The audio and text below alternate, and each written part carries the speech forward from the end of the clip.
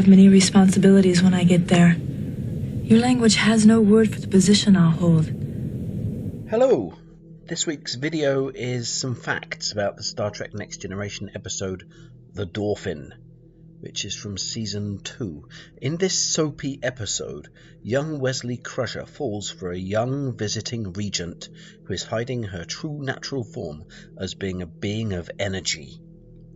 Now, the original plan for the episode was that the visitors from Daled 4 would take human form as a ruse to disguise their true amphibious nature. While on the Enterprise, though, they would revert to their ocean-bound forms while lying submerged in the hot tub, a scene which would inspire the movie Splash. Those scenes that were filmed but never made it to the final episode, as Rick Berman decided that their alternative forms should be more like that of weird bears and of energy beings rather than aquatic creatures. The only remnant of the original idea is the name of the episode, which was originally called The Dolphins and not The Dauphin. This episode famously exhibits the Star Trek debut of famous actress Mädchen Amick. This was her very first on-screen role before she became a household name for her role as Shelley Johnson in Twin Peaks. Rumours persist that she was actually the real-life girlfriend of the William Riker actor. One thing of note here is that she was partial to a man with a beard. When she began dating the actor after the end of Star Trek Next Generation Season 1, she insisted to him that she was only going to continue the relationship if he grows a big boy beard. He happily relinquished his fresh, smooth face and grew the beard that she desired so much. That's why, if you look closely, that Riker in Season 1 has no beard, and yet in Season 2 he has a beard, covering his chin and face sides. The actress that plays the role of Anya in the episode, the governess of the Regent, actually went to school with Star Trek boffin Rick Berman, whereas during the filming of the episode she was cordial and professional. The same couldn't be said about her behaviour at school. In an important interview sometime or other, Rick recounted the time that she took his maths book and threw them in the muddy stream behind the school, and another time she poured gravy down the back of his shirt. He finished the interview by probably saying that he had garnered a measure of revenge against her during filming, but wouldn't say exactly what he'd done, although it was reported that before she left on her final day of filming, that somebody kicked her up the arse and ran off before she could see who it was. That is how the Klingon lures a mate. It was around this time that snooping reporters from various science fiction news magazines were trying to sneak in to take exclusive photos for their crucial publications. Security had to be beefed up, but that didn't stop one of the actors being paid off to take covert photos for Sci-Fi Digest magazine. I can't reveal who it was, but she would take out a special camera given to her by the magazine editor and quickly take a few photographs from her sick bay set. It wasn't discovered until after Season 2 had ended, and she no longer worked for Star Trek at that time anyway. It was during the filming of this episode that the great science fiction war of 1988 was really starting to heat up. In retaliation to the aggressive moves that Short Circuit 2's producers were making, Star Trek actor Lever Burton visited the set of Short Circuit 2 with a peace offering. He brought a selection of cheeses and crackers for the actors and production staff and apologised to Fisher Stevens for their recent falling out. But his trip there possibly held an alternative motive.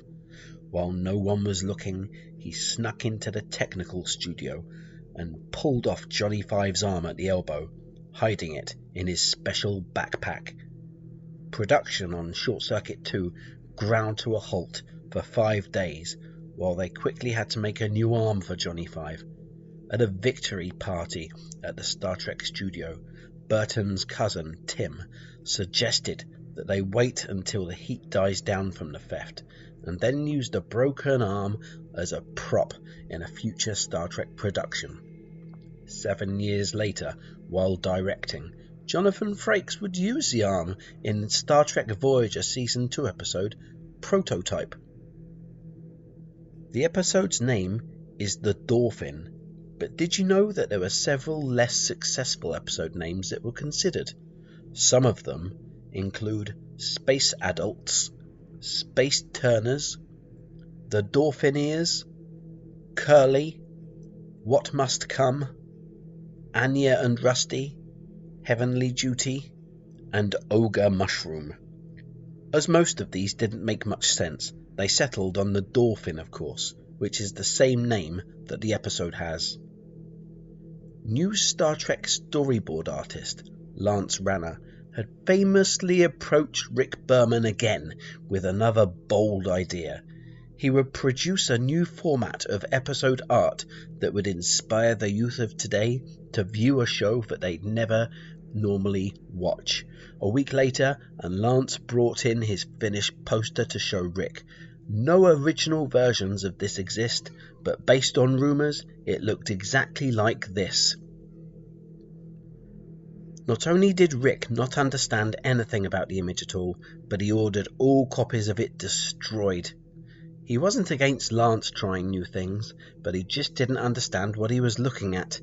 Lance was ordered to continue his good work and try again for the next episode. Actress Jamie Hubbard, who plays Salia in the episode, is surely famous for her groundbreaking work in the episode The Dauphin, but she's even more famous in book list circles. Since 1984, she had been writing down the name of books in a list that she keeps notebooks of, and by the time this episode came to roost, her list of books was over 4,500 long, surely granting her the envious title of Bookmaster by most of her friends and family. She would reflect that even though she had enjoyed her time in Star Trek, she wishes that she could have spent the time researching the name of even more books for her exhaustive list. She was late on 2 occasions during the production of the episode because she was in the local library jotting down some more book names that she had missing, but the scolding she received from Rick Berman would never be forgotten.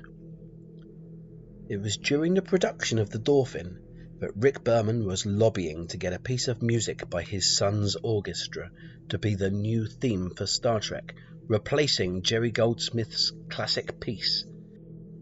He proudly presented the piece of music to Gene Roddenberry, who said to Rick, "Thanks but no thanks," as he was already so at peace with Jerry Goldsmith's soundtrack.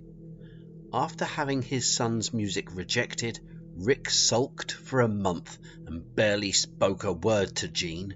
Only one copy of the rejected theme exists. Here is a snippet of what could have been.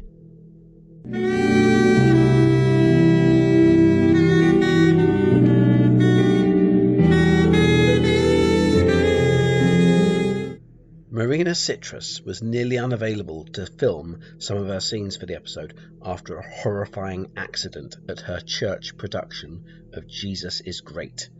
Seen here on the left, she doesn't lift a finger as the cross topples and mutilates the drummer despite his protective booth. It was her job to secure the cross before the production, and she was pressed for time. She thought it didn't matter and she could just leave it leaning against the wall. That silly cross symbol was just left there. Luckily, the drummer escaped with only 2 dislocated arms and several scratches to his face. Well, thanks to listening to my rather intense facts about the episode The Dauphin. Hopefully there was a few things here that you didn't know before, and you've learned to enjoy. So thanks very much. Please subscribe and come back later for some more facts from Star Trek Next Generation Series 2. As we hurtle towards the end of the series, I think we're about halfway through. All the best. Ta-ta!